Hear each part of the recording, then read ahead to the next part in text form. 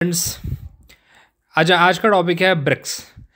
वैसे तो ब्रिक्स के मेंबर हमेशा न्यूज़ में रहते हैं क्योंकि हमारा भी देश ब्रिक्स का एक मेंबर है, लेकिन आज ब्रिक्स वापस से एज एन ऑर्गेनाइजेशन एक न्यूज़ में बना हुआ है बिकॉज यहाँ पे एक न्यू मेंबर को ज्वाइन कराया गया है और उसका नाम है इंडोनेशिया। उसकी फॉर्मली सहमति मिल गई है आज के दिन।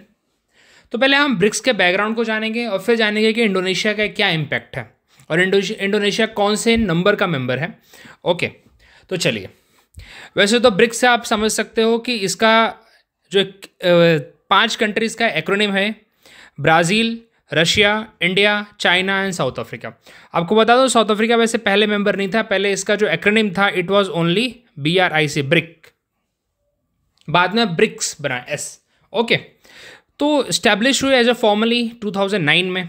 और पर्पस क्या था इनका पर्पस था भाई हम वेस्टर्न डोमिनेंस को चैलेंज करेंगे। वेस्टर्न डोमिनेंस मीन्स आप बोल सकते हो USA led dominance, Europe led dominance. क्योंकि यूरोप एंड USA के लिए आप अगर साउथ को देखो तो साउथ को एक अलग से वो ग्रुप मानते हैं। उनका मानना है कि साउथ एक गरीब है पूरा, ओके, तो उसको उतनी वैल्यू नहीं दी जाती है। तो इसीलिए इनका जो ग्रुप है काफ़ी इंपॉर्टेंट रोल प्ले करता है। दे वर द इमर्जिंग इकोनॉमी। अब तो एक चाइना अपने आप में काफ़ी डोमिनेंट है। चाइना का इकोनॉमिक में 2009 की बातें अगर करूँ तो मैं उस time they were the emerging economy. Okay, और उनका पर्पस था कि हम US डॉलर को चैलेंज करें। Why we are only dependent on the US dollar से ही सारे ट्रांजेक्शन क्यों हो रहे हैं, या डॉलर का ऐसा क्या है। सो बेटर है कि we should have our own currency. ये तो वैसे काफ़ी न्यू कंसेप्ट अभी भी चल रहा है क्योंकि अभी भी तो US डॉलर में ही ट्रांजेक्शन हम लोग कर रहे हैं, ठीक है। बाद में 5 न्यू मेंबर और ज्वाइन होते हैं। वैसे अभी भी साउथ अरेबिया का डाउटफुल है, आई एम स्टिल डाउटफुल, क्योंकि जो 4 मेंबर हैं Egypt, Ethiopia, Iran, anyway they are confirmed, लेकिन सऊदी अरेबिया का डाउटफुल है अभी भी। Okay, somewhere it is given Saudi Arabia has ratified, somewhere it is given yet to ratify. Okay, so doubtful. और Indonesia के बारे में आगे बात करेंगे। चलिए, अब क्या है, 25% ऑफ ग्लोबल इकोनॉमी होल्ड करते हैं पूरी ब्रिक्स की कंट्री, मतलब including Indonesia as well, and 50% of the world population. ये इसकी स्ट्रेंथ है। तो समझ सकते हो कि जिस जगह पे जिस 10 कंट्रीज़ के अंदर 50% वर्ल्ड पॉपुलेशन रह रही है तो ऑफकोर्स उनका इकोनॉमिक इम्पैक्ट तो रहेगा ही रहेगा। तो उनका यही अभी सबसे 2 बड़े चंक तो हम ही हैं, इंडिया और चाइना। ओके, इंडोनेशिया भी अब जुड़ गया उसके अंदर। इंडोनेशिया वैसे 4th लार्जेस्ट आता है in the terms of population, okay, और लार्जेस्ट मुस्लिम पॉपुलेशन है। वैसे पाकिस्तान को जान के दुख होगा कि इंडोनेशिया को ज्वाइन करा लिया, हमको ज्वाइन अभी तक नहीं कराया है इन्होंने, ठीक है। तो चलिए उसके बाद में बात करेंगे कभी, पाकिस्तान को अपने पे ही छोड़ दीजिए। अब इसका जो कंसेप्ट था, इसका थोड़ा बैकग्राउंड देख लेते हैं। It was coined by this concept was coined by the Jim O'Neill in 2001। BRIC का कंसेप्ट था। उस टाइम के जो 4 इमर्जिंग पावर थे, ब्राज़ील, अब बी से मुझे भारत याद आ रहा था बट याद आया कि अभी भी हम इंडिया ही बोल रहे हैं। Brazil, Russia, India and China. Okay, 2009 में इसकी पहले समिट रशिया कंडक्ट करता है एज अ ना कि भाई अब शुरू तो करो, तुम कब तक से बातें करोगे, बेटर है कि शुरुआत करते हैं अब इसकी पहली मीटिंग से। 2010 में साउथ अफ्रीका भी इसको अटेंड करता है और फॉर्मली ज्वाइन हो जाता है। और 2011 में as a first BRICS summit China में उसकी अटेंडेंस लगती है भाई कि अच्छा you are the member now, and 2011 में एज अ मेंबर उसको काउंट किया जाता है। सबसे इंपॉर्टेंट यहाँ पे ये है Fortaleza declaration in the 6th BRICS summit. काफ़ी बार क्वेश्चन पूछा हुआ है। यहाँ पे इन्होंने अपना खुद का बैंक बनाया जिसका नाम था न्यू डेवलपमेंट बैंक। बहुत बार क्वेश्चन पूछा हुआ है कि न्यू डेवलपमेंट बैंक, जिसको इन शॉर्ट बोलते हैं NDB। बहुत बार क्वेश्चन पूछा जा चुका है बहुत सारे न्यूमरस एग्जाम्स में कि NDB कौन से ग्रुप का बैंक है, कौन से ग्रुप से एसोसिएटेड है। सो NDB is a bank of BRICS countries. Okay, फिर अगेन बाकी 2015 में ऊफा डिक्लेरेशन आता है जहाँ पे अपना जो होराइजन है इसको बढ़ाते हैं लोग, बोलते हैं ग्लोबल गवर्नेंस की बातें करते हैं, internal security and economic cooperation की, मतलब their continuously increasing their topics. अपना बोलते हैं ना कि कॉपरेशन और बढ़ा रहे हैं लोग अभी अलग अलग स्पेयर में। फिर 2021 में वी कंडक्टेड दिस मीटिंग, हमने चेयर किया था इसको, वर्चुअल मीटिंग थे वैसे, और it was a third meeting that we chaired. मतलब इंडिया ने चेयर किया था। देन बीजिंग डिक्लेरेशन आता है जहाँ पे रशिया और यूक्रेन के ऊपर हम बोलते हैं कि हम टॉक करेंगे, ऑल दो सिर्फ बोलने की बातें हैं, देखिए अभी तक ये वॉर चल ही रही है। ठीक है, तो ये थोड़ा प्रॉब्लम है वैसे इस ग्रुप का। चलिए इसके ऊपर हम डिस्कस करेंगे बाद में। Again they talk about fighting the कोविड-19 जो उस टाइम पे चल रहा था, digital transformation, reliance and everything. ये तो कहने की बातें हैं, ऑल दो ये सब चली रही होती हैं। मेजर क्या चीज़ थी आपको दिमाग में रखना है, बिकॉज जनरली वही पूछा जाता है कि न्यू डेवलपमेंट बैंक इन्होंने बनाया और उसके ऊपर काम किया, that's one of the major thing that they have done. Okay, अब यहाँ पे आगे बात करते हैं 2023, very very important year. Okay, क्योंकि यहाँ पे न्यू कंट्रीज ने ज्वाइन किया है। जोहान्सबर्ग में समिट होता है साउथ अफ्रीका में, और वहाँ पे 6 न्यू मेंबर्स को इनविटेशन दिया जाता है, जिसमें से अर्जेंटीना ने उसको डिक्लाइन कर दिया, और बाकी के जो 5 मेंबर थे वो आते हैं। बाकी के 5 मेंबर वही हैं यहाँ पे अगर वापस से, जिसमें से इजिप्ट है, इथोपिया है, ईरान है, यूएई है एंड सऊदी अरेबिया है। ओके, तो ये 5 कंट्रीज थे जिन्होंने ज्वाइन किया था। अब यहाँ पे देखते हैं इनका ऑब्जेक्टिव क्या है। Reform in the global governance, इनका मानना है कि भाई यूएन सिक्योरिटी काउंसिल में या वर्ल्ड बैंक में, आईएमएफ में जो प्रेजेंस है वो हमारी ज़्यादा होनी चाहिए। वैसे तो चाइना की तो है ही वहाँ पे, चाइना और रशिया की है, लेकिन यहाँ पे हम इंडिया के पर्सपेक्टिव से बात कर रहे हैं। ओके, उन्होंने बोला कि जो वेस्टर्न वर्ल्ड का नैरेटिव है यूक्रेन और रशिया वॉर के लेके, मिडिल ईस्ट को लेके, कि मिडिल ईस्ट में ये लोग बोलते हैं ना, अभी जैसे आपको एक एग्जांपल देता हूँ इनके नैरेटिव का। अभी रिसेंटली इंग्लैंड ने बोला कि क्रिकेट मैचेस, चैंपियंस ट्रॉफी का क्रिकेट मैच है इंग्लैंड वर्सेस अफगानिस्तान को, उसमें इंग्लैंड ने नहीं खेलना चाहिए। क्यों नहीं खेलना चाहिए? बिकॉज अफगानिस्तान ने जो तालिबान इस टाइम पे पावर में है, उन्होंने विमेन को मना कर दिया है क्रिकेट खेलने से एंड एवरीथिंग, विमेन के राइट का हनन कर रहे हैं वो लोग, तो उस बेसिस पे। तो फर्स्ट ऑफ ऑल वो अपनी कंट्री अपने तरीके से गवर्न कर रहे हैं, तुम कोई होते नहीं हो उनके बीच में इंटरफेयर करने के लिए। And you don't say every time democracy and like democracy ही सब कुछ है। तो ये इनके जो नैरेटिव है डेमोक्रेसी को लेके, और खुद ये लोग जो दूसरों के कंट्री में इंटरफेयर करते हैं, सो ये बहुत, इसके अगेंस्ट बहुत सारी कंट्रीज़ हैं। पूरी तरह अफ्रीका के अंदर जो इन्होंने अपना इंटरफेरेंस दिखाया है, मिडिल ईस्ट में दिखाया है, just for the sake of their economic benefit and showing that कि हम यहाँ पे ह्यूमैनिटेरियन बेसिस पे यहाँ पे हैं। तो ये चीज़ें हैं इनके थोड़े बहुत। ओके, तो यहाँ पे बात करते हैं। चलिए, ये तो हो गया एक अंडरस्टैंडिंग बेस्ड। अब इकोनॉमिक फ़ायदा हमें क्या हो रहा है, इससे क्या चीज़ें हुई है। देखो, न्यू डेवलपमेंट बैंक इन्होंने इसलिए बनाया था, एनडीबी जिसको इन शॉर्ट बोलते हैं, कि कोई भी छोटे मोटे लोन के लिए वर्ल्ड बैंक के पास क्यों जाना। और वर्ल्ड बैंक को डोमिनेट कौन कर रहा है? वेस्टर्न कंट्रीज कर रही हैं, यूएसए कर रहा है, यूरोपियन कंट्रीज कर रही हैं। ओके, तो बेटर है कि वर्ल्ड बैंक के पास कौन जाए, आईएमएफ के पास कौन जाए फालतू में हर बार। आईएमएफ दुनिया भर के रेगुलेशंस ला देता है। ओके, तो इसीलिए थोड़ा सा इन्होंने बोला कि हम अपना बैंक बनाते हैं, और बहुत सारी जो डेवलपिंग कंट्रीज़ हैं, जो इमर्जिंग इकोनॉमीज़ हैं, उनको हम लोन देंगे। और खुद ऑफकोर्स ये बात है, इंडिया को भी बहुत सारा लोन एनडीबी की तरफ से मिला हुआ है।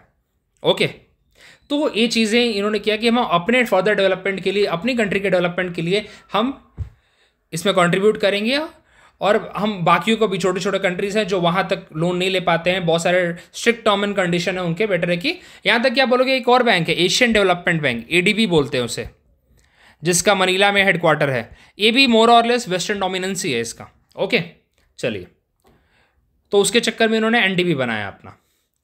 इनका वही है, यूएस डॉलर के ऊपर अपना थोड़ा रिलायंस कम करना। वैसे आपको बता दूं 2024 में जो मीटिंग हुई थी इसमें रशिया में, वहाँ पे जो व्लादिमीर पुतिन है एक करेंसी के साथ लेके घूम रहे थे, ऑल्दो अभी तक वो प्रपोज नहीं हुई है, लेकिन ऐसा मानना है कि in future BRICS are planning to propose their own currency. Okay, कि वो अपनी उस करेंसी के साथ वो ट्रेड करेंगे। लेट्स सी वो कितना अभी हो पाता है, बिकॉज बहुत सारी इंटरनल कॉन्फ्लिक्ट तो ब्रिक्स कंट्रीज में भी हैं। अब देखिए, यहाँ पे एक और इम्पॉर्टेंट चीज़ है, कंटिजेंट रिजर्व अरेंजमेंट। इसका मतलब ये होता है कि जैसे शॉर्ट टर्म का भी कोई ना बीओपी होता है, बीओपी बैलेंस ऑफ पेमेंट आ जाता है।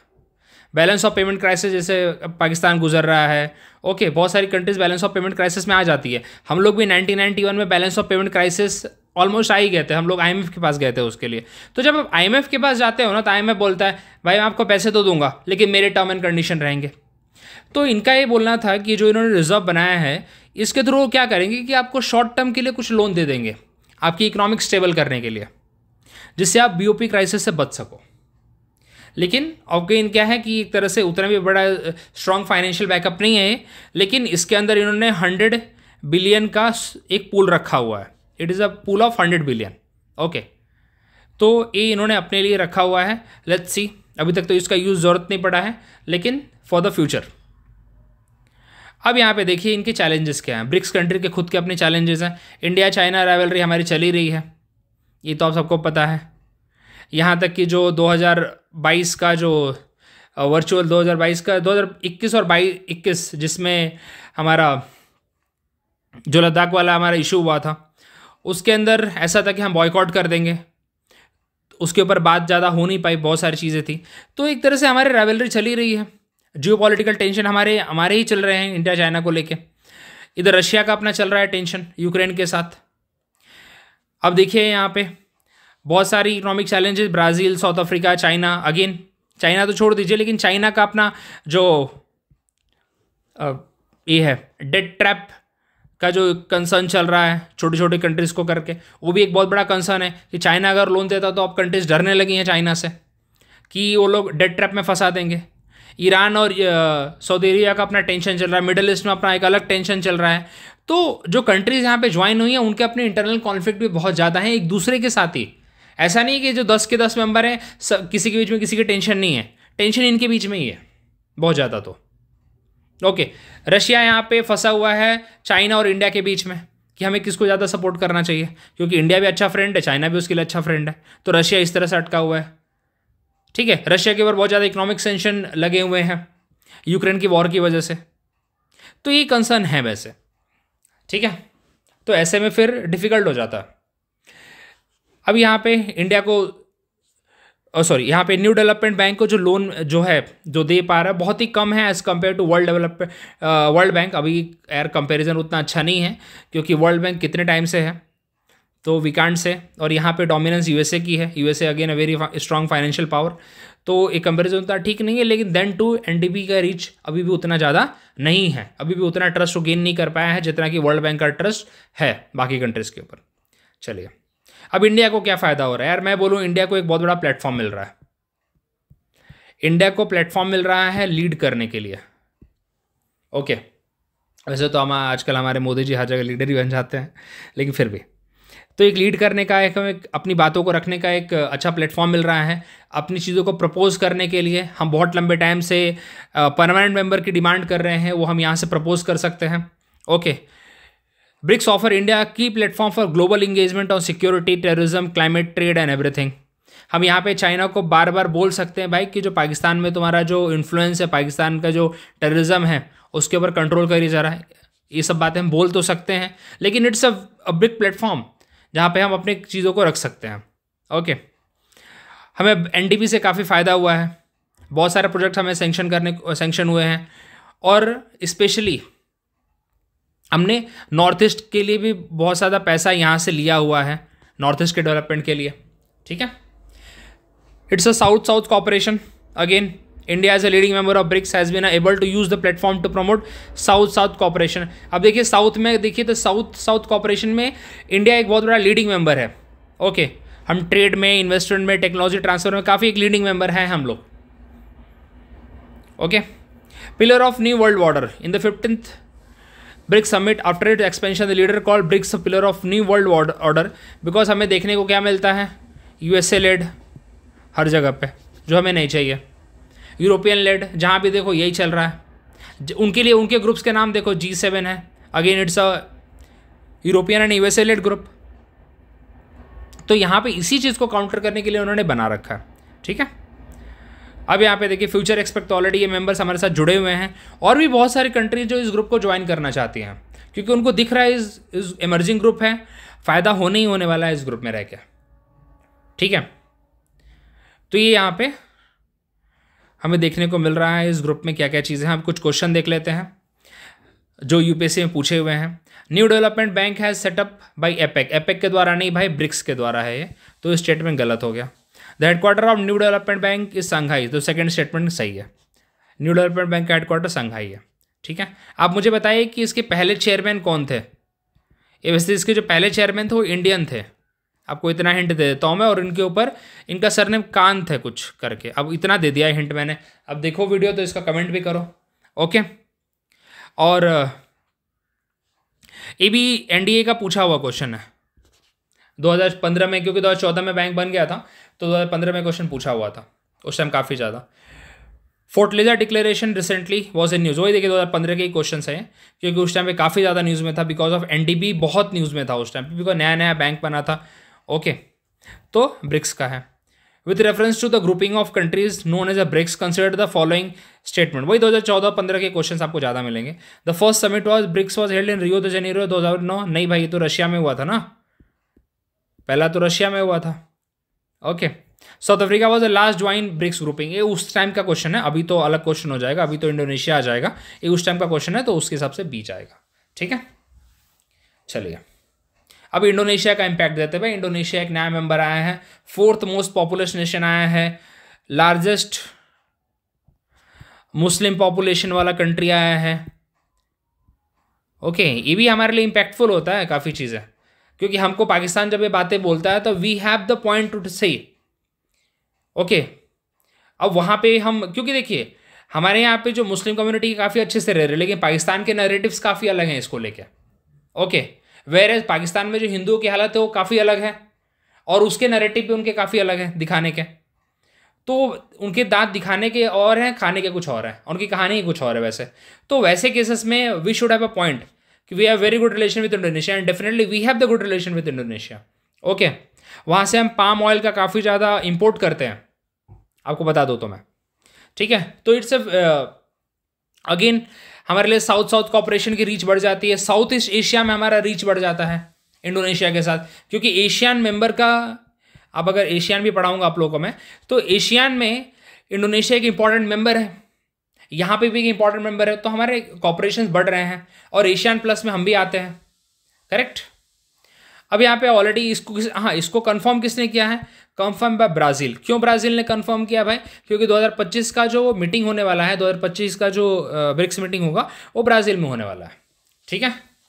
तो इसलिए ब्राज़ील ने इसको कंफर्म किया है। Again it will strengthen our south south cooperation, एक हमारे रीजनल डाइवर्सिटी बढ़ती है, इकोनॉमिक एक्सपेक्ट हमारे बढ़ जाते हैं, क्योंकि ऑफकोर्स ये बात है ट्रेड रिलेशन और अच्छे हो जाएंगे, ठीक है। तो this will be the benefit like after joining Indonesia, okay. तो ये हमने पूरा ब्रिक्स का एक एनालिसिस किया है, क्या क्या चीज़ें हुई हैं, and that's all for today. और नेक्स्ट लेक्चर हम और डिफरेंट टॉपिक्स को लेके कवर करेंगे, लाइक एशियान, एससीओ, क्या क्या उसमें डिफ़िकल्टीज प्रॉब्लम्स हैं, क्या क्या उसके आउटकम्स हैं, ओके। जैसे जैसे वो न्यूज़ में आएंगे we will cover it. So thank you very much, बताइए कमेंट करके आपको कैसा लगा, और please like share and subscribe. इसका आपको PDF मिल जाएगा मेरे टेलीग्राम पे, please join the Telegram as well, and if possible hit the bell icon. Thank you very much.